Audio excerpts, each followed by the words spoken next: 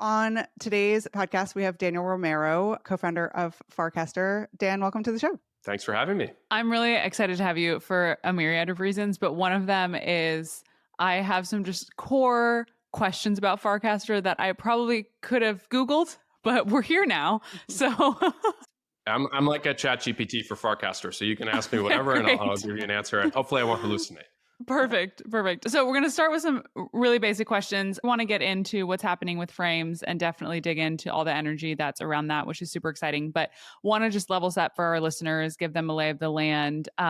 So if you could start with, what is Farcaster? What's sort of the difference between Farcaster and Warpcaster? And we can start there. Great. So Farcaster itself is a decentralized social network, but I like to say that doesn't matter to consumers. Like they're like, okay, what does that do for me? But I think there are two audiences that really get that once you explain it, is developers, right? So developers, if they build something on Farcaster and they get users, that's a relationship that they have directly. They can't have that rugged, right, to use a crypto term.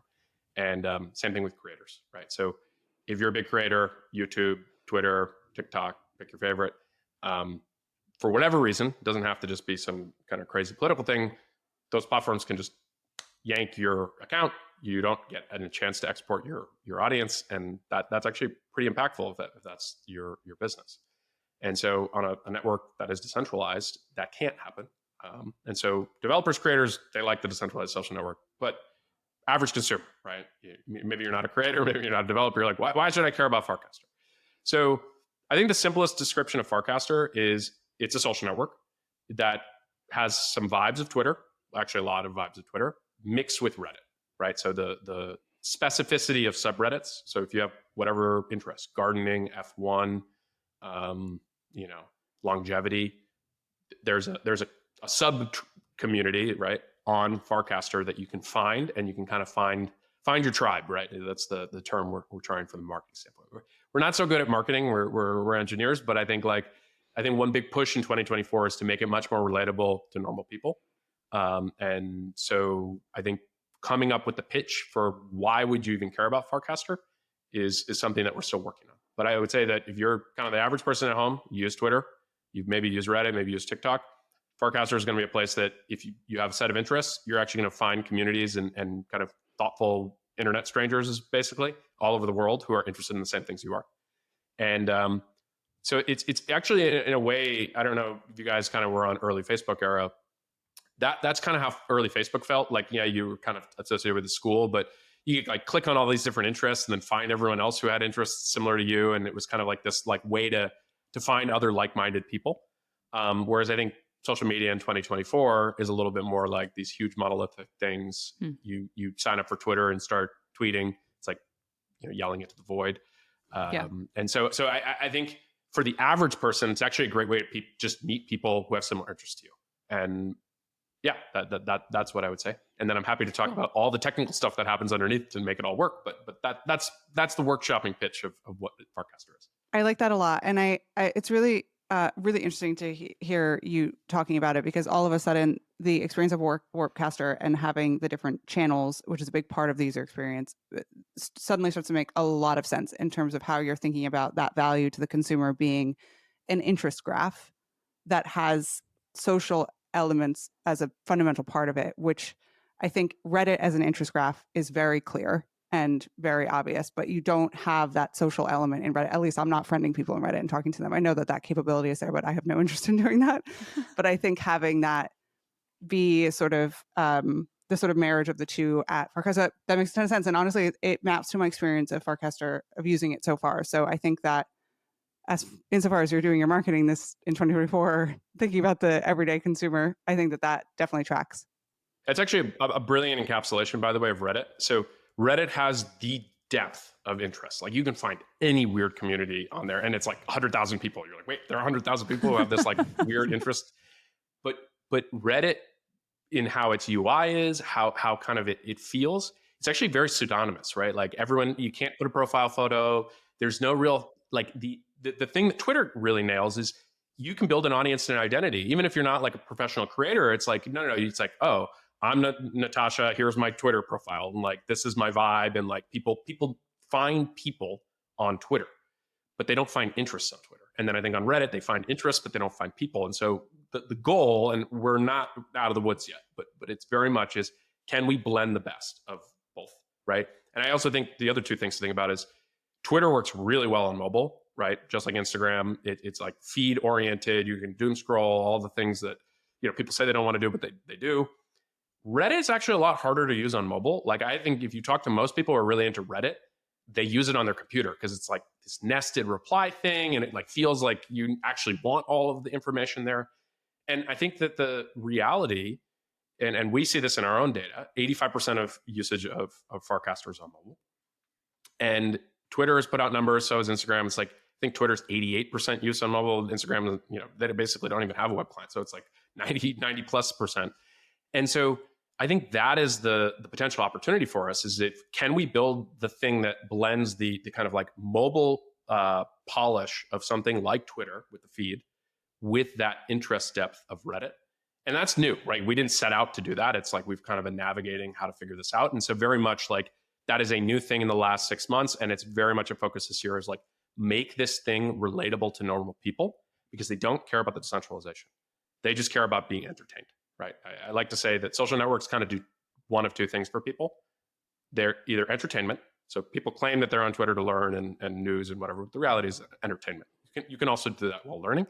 And then I think there's a second thing with social networks is people want to meet other people, usually if they're younger, and they want to date, and then, whatever happens after that. But like, those are the two primary reasons people use social networks like that. Yeah. And so we need to improve the entertainment value. And in doing so, I think that the best way to do that is like, make this the most entertaining mobile social network that has depth of interest. And so, like I said, if you're really into gardening and F1 racing, you can actually mesh those communities together, at least in your feed on Farcaster. Cool. That is interesting that you're saying that that's a sort of newer revelation for you guys, or something that you've started to build out, because one of the experiences that I think Dina and I have had about 6 months ago, when there were all of these decentralized sort of Twitter versions popping up, it was like Blue Sky and it was you guys, and we were sort of playing around with all of these. And the main thing that we kept feeling is, why would I come here as opposed to Twitter? And as a lot of what we do is content creation, as a creator, like, what's the unique asset that you're putting here that feels different than what you would post on a Twitter or something like that? And I think the lists aspect of it is such a fresh and really adds a lot of depth to what you guys are doing and what differentiates you against maybe a Twitter or something like that. I'm curious, just what is the Warpcaster of it all? Yeah, so the way to think about Farcaster, to get a little bit more into the technical of when I say decentralized, I think the analogy I always like to use for people, because they use it every day, is email. So if I say, send me an email, you don't have to worry about, like, do you use Yahoo email? Do you still use AOL? Mm-hmm. Like, do you use Gmail? Do you use G Suite? Do you have to send it because you work on a Windows machine, Microsoft Outlook? No one gets confused on that, because average person, whether they know it or not, they understand that email is this kind of universal thing. It's a protocol. They might not even know that the term protocol, and that Gmail is a specific app that plugs into this overall system, right? And I can use my Gmail at home to send it to my work email on Microsoft, and it just works, right? And so that is the analogy that I use to try to describe why a decentralized system works pretty well, in that there's actually competition for email clients, right? Most people in the US use Gmail, but for the most part, like, if you really wanted to be hardcore and run your own email, or this is even better for creators, like Substack allows you to be a newsletter versus MailChimp, and you can port those between, and it all works. That's how to think about Warpcast, our app, our Gmail, and Farcaster, the protocol, like email. So they kind of sit on top of each other.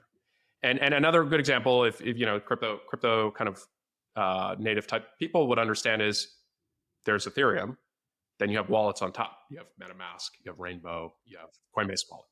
So that's basically Warpcast. And it's a little confusing, honestly. We've had some feedback from some very old time, very like successful people in Silicon Valley who are like, why don't you just call it Farcaster, and then other people could build clients. I think we got a little galaxy brained because we were like, oh, well, we want it to be clean so that there's like the protocol and everything has its own name. But if I was to give myself a rating on that, it was like, shouldn't have done that. Should have just kept it simple. So I could have just been like, Farcaster, sign up, get it. And then like, oh, there are other apps in the ecosystem, right? But this is part of the stuff that you kind of learn. Like, I've been in crypto 10 years. I used to work at Coinbase.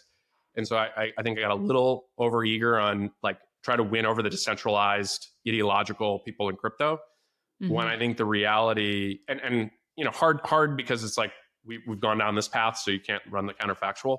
But I think like keeping things simpler and just like easier value proposition. If we haven't done that to date, that is the theme in 2024. It is just like, don't talk in jargon, really focus on what is this going to provide for me, and how is that, like fulfilling a need, right? Because ultimately consumers, they have time is zero sum. Like you literally, anytime you're spending time on one thing, you could be spending on another. And if your app is not entertaining, you'll just watch Netflix, like or switch over to Twitter. And the one thing I want to bring up, which you brought up, is, and this is the existential problem that we have to solve, is creator. You have an audience on Twitter. You are making progress building an audience on Twitter. We aren't going to beat Twitter on number of users anytime soon. So if all we're offering is something that feels really close to Twitter, but with fewer people, it's a losing proposition.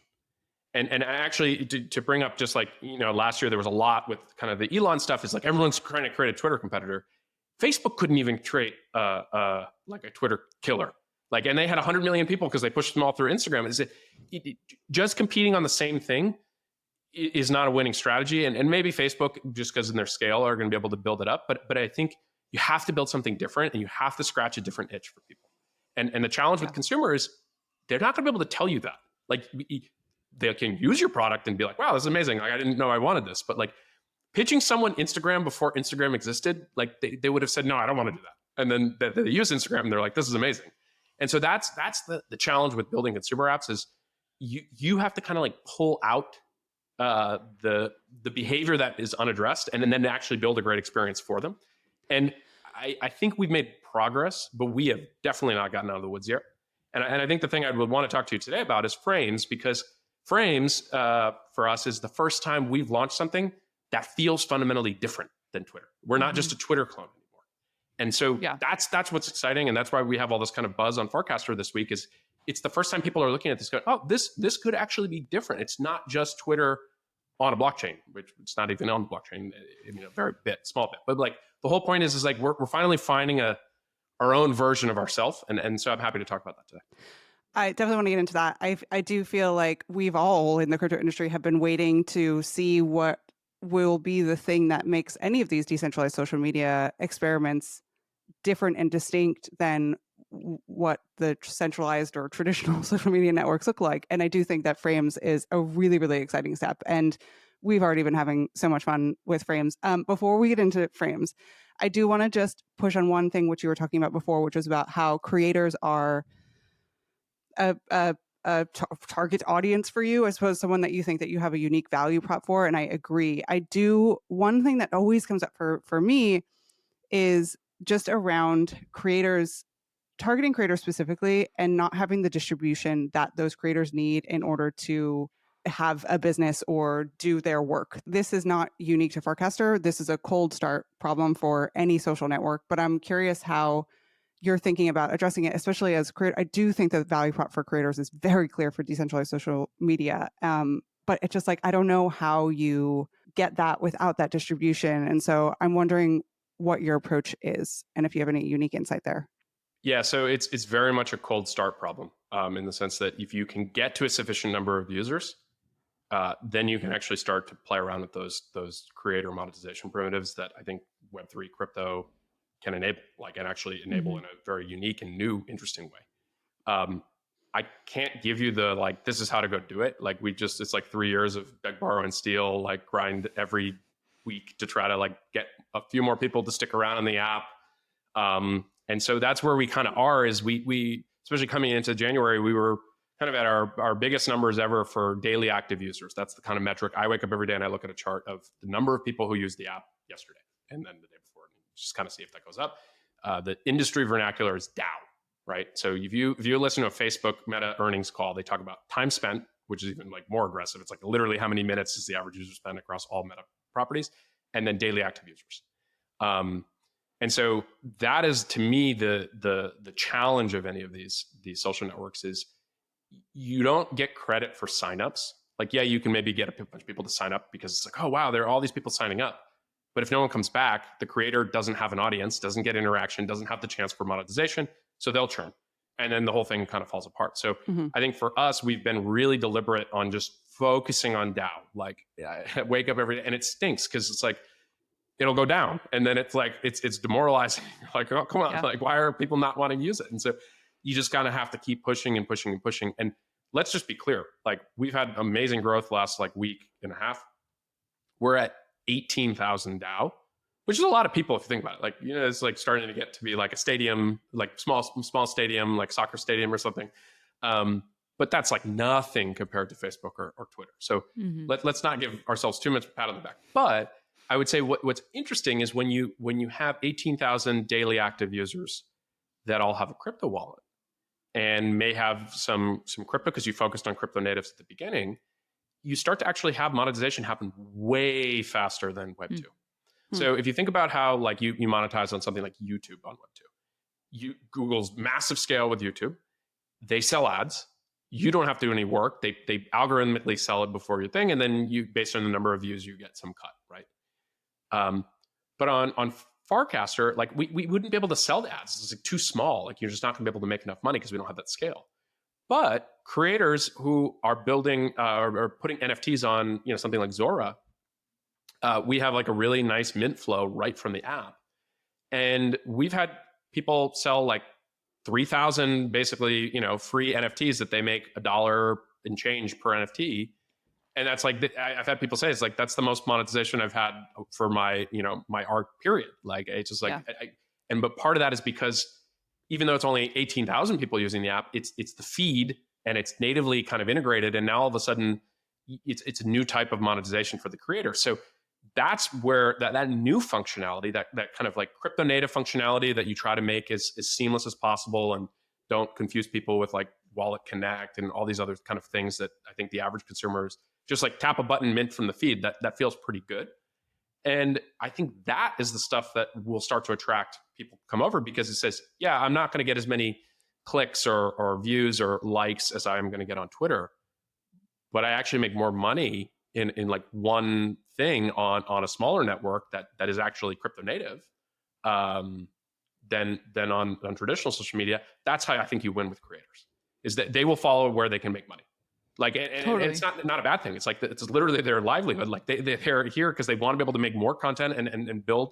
So I very much envision a world where while we're smaller, people are going to actually use Twitter for top of funnel. And then it's like, but my real friends follow me on Farcaster because they actually, they have a better economic relationship with them in a completely genuine and opt-in way.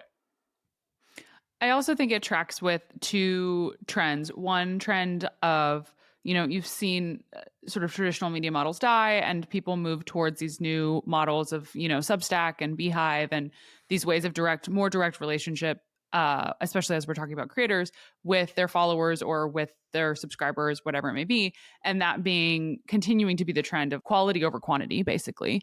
But on social media, that hasn't translated in the same way to direct monetization. And so I think that really tracks. And I also think when looking at creators in the same vein, they're trying to figure out how do they find more direct relationships with their audience or fans that sort of cuts out the advertiser in a way where there's this really inauthentic relationship that so many influencers or creators have with their audiences at the end of the day because they've had to monetize through these other ways. So I think if there's that more direct relationship, that does solve a real need for many creators.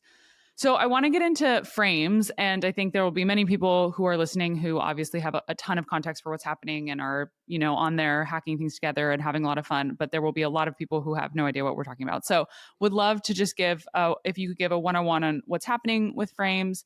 Yeah. So let me use two analogies from like Web 2 social that I think most people listening will know. So when you think of a tweet, it's usually pretty static, right? It's like text, image, maybe a video. People can press the buttons at the bottom, like, you know, like, retweet. You can dunk on it. That's basically it, right? There's one type of tweet that actually is interactive, and it's a poll. So you put a poll up. You as the tweet author get to decide, okay, what are the options? That renders to the people kind of viewing it who follow you as the option. You click, and then it like updates and shows you the count. That's it. So it's like very simple. There's some interactivity that you have within the feed. That's it. That's all you can do on Twitter that actually can get audience feedback outside of those other buttons that I talked about before. Same thing, obviously, Instagram has with stories. They have a bunch of different little widgets that you can put, like, the slider and all that kind of stuff. The challenge with both of those things is you, the creator, can do that, but that's the only functionality that you can add into your, creation, whether a story or a tweet, is defined by the company. That does now exist on Farcaster, right, in this kind of feed through this thing called frames. So these little tiny widgets that have basically an image and up to 4 buttons. That's it. This is not OpenAI. This is not Neuralink. It's like image and 4 buttons. But any developer can put any functionality they want and get as creative as they want within that very simple constraint. And so we launched it a week ago. It's actually not even a week old. We launched it a week ago tomorrow. So we were expecting some people to play around with it. We were not expecting to see how many people just went nuts in terms of all the expressivity. And what was really cool about it is, it is an insanely simple set of things that you can do, right? Like, it is not that expressive. But because it's completely permissionless and we allowed developers to do whatever they want, we had the most creative implementations. Like, someone was able to get the video game Doom, which is like a video game from the 90s, inside a thing that's only loading images with 4 buttons. It's not designed, it's not streaming, there's no magic, so it's just the creativity. Someone built a full game of chess. And I think that the most exciting one was a group of 3 people put together a shopping cart for Girl Scout cookies. So I think it was someone's niece. They put her Girl Scout cookie catalog into this little frame with 4 buttons. You could pick the different cookies you wanted, add it to a cart, and this is just all within just 4 buttons and an image, and then kick you out to a checkout flow, and then you'd get the cookie shipped to you. And we had no intention of that being the thing. We were thinking people were going to do personality quizzes, what's your astrology sign or something. And instead, people came up with all these really creative things. We actually explicitly did not connect it to a crypto wallet, because we were kind of being okay, we don't want this to be a security issue. Didn't matter. The developers figured out how to click this frame and get a free mint on Base, and all the it was just amazing. Within this simple primitive, the pent up demand developers have for being able to modify an app that has a bunch of users, right? And again, we are so small compared to the big guys, but for crypto developers, 18,000 people using the app every day, that they can put an app in front of, and you don't have to do Wallet Connect to connect to it. You don't have to sign up with an email. You can literally just press a button and now you're using this app. Was just a huge breath of fresh air. And it started to bring people who would never developed on Farcaster in. And so it's been a tremendous response. Part of me is really paranoid, is okay, this is maybe going to go away next week. And so it's what can we do to keep the train rolling? So, major innovation, we are adding a single text box. That's it. You can type a little bit of text, but you can imagine now people are going to put LLMs, the OpenAI stuff. So it's you can generate an image or ask for advice or something, and people are going to be able to do cool stuff with it. So I think very much we are blown away by the response. And I think what it really speaks to is there are so many people who want to build these apps, but the hard part about getting people to use an app is the distribution. It's how do you break through the noise? You tweet it, hey, we just launched, maybe you get 30 likes. And it's you spent 6 months building this thing, and then there's no way for you to go get users, and you don't have enough money. It's not like you're this really well-funded company that can go spend a ton of money on Facebook ads. And so in 2024, it's just it's a distribution desert. There's no good way to get in front of people to show them the thing that you're built. But within this kind of very simple primitive that we've done with Farcaster, and because we're, and I'm sure you guys know as creators, Twitter nerfs links now. You put a link in the feed and you get no distribution. They don't want you to leave the app. Frames are just a link. We love links. Let's let people, ship whatever they want and grow their app, because I think ultimately, if you can actually build something that helps build developers' user bases and businesses, you're going to get this flywheel, right? And you're going to have all this innovation, and then what I'm excited about, having been in crypto for 10 years, it was at Coinbase for 5 years, is we might actually start to have consumer apps in crypto that are just like easy to use and aren't like crypto in your face. It's almost like a mullet, right? So Can it's you just imagine? Amen. like web 2 in the front, like really easy to use, and then like the crypto is like the party in the back that's happening. You don't even know. But yeah, like I think like that is it's honestly it's why I moved to Silicon Valley in 2013, and then I ended up at Coinbase. And one of the reasons I loved working at Coinbase in crypto is it was making it easy to onboard, buy your first Bitcoin, buy your first ETH. But the thing I was always frustrated with at Coinbase is it felt like the industry was still very much playing for this like trading oriented, like, and I wanted to build apps or enable people to build apps even better, is that like my mom can use and actually get some delight out of, and then actually have the wonders that crypto provide happening behind the scenes.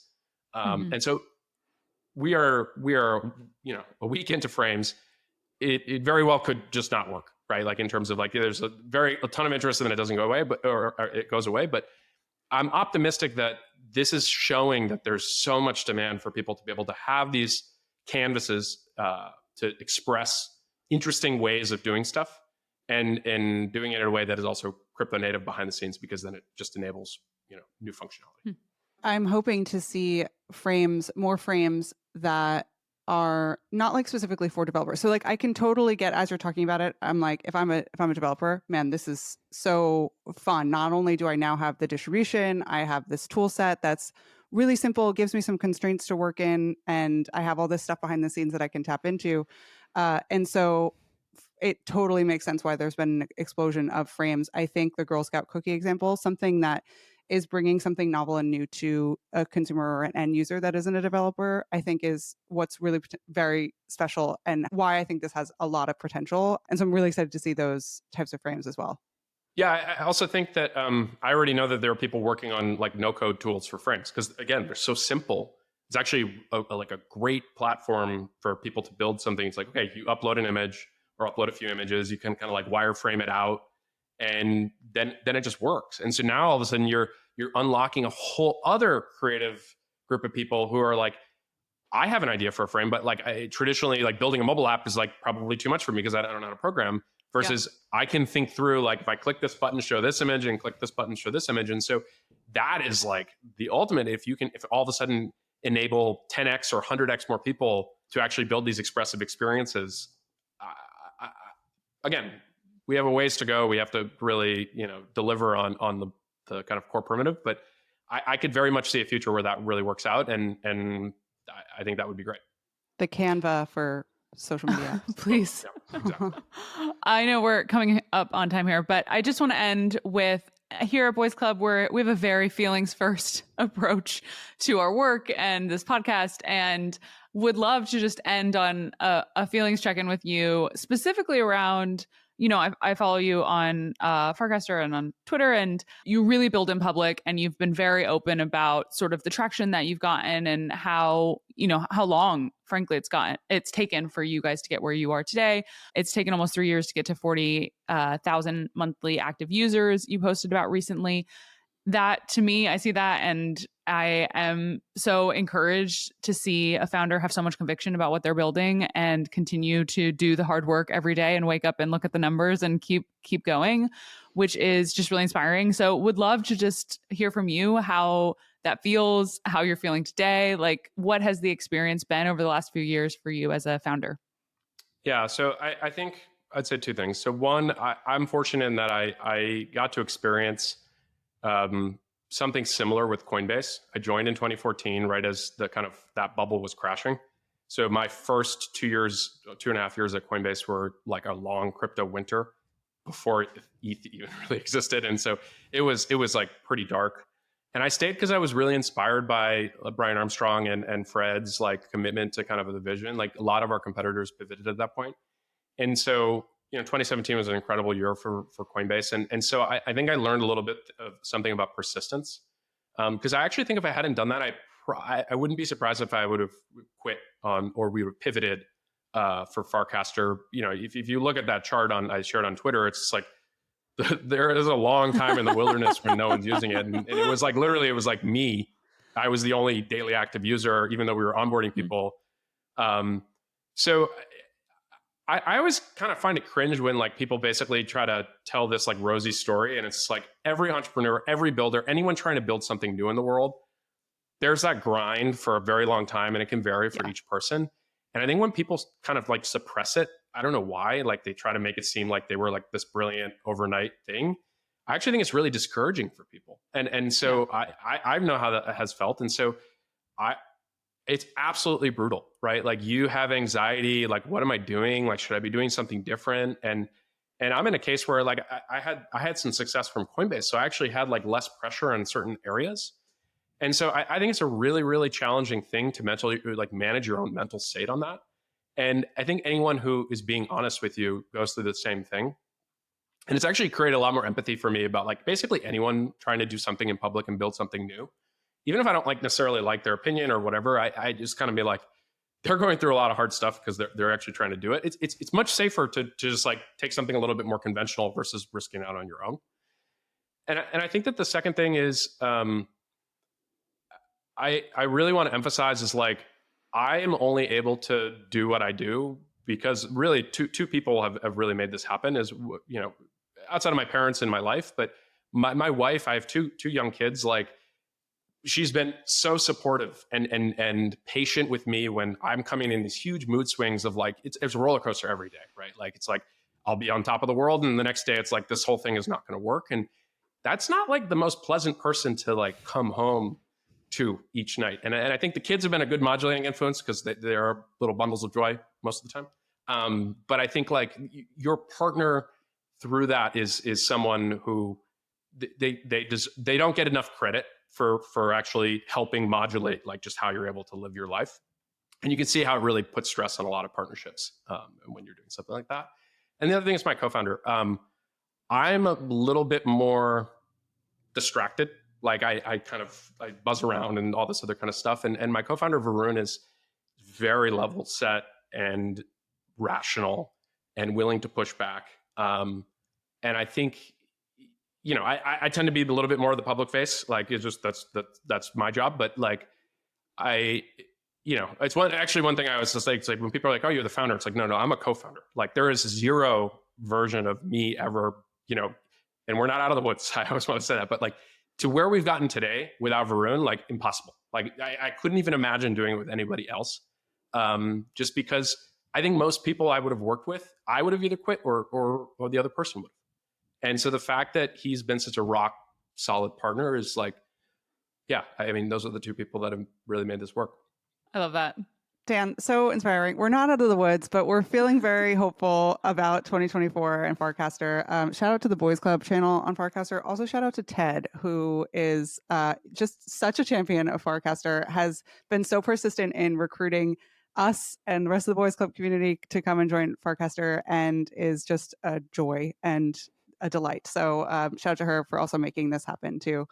Ted is amazing. She's organizing FarCon in Venice in May, and I think she has like 300 people who are showing up, which is amazing. All over the world. These are all internet strangers. But yeah, and it's a great example of, you know, going to the idea of creators.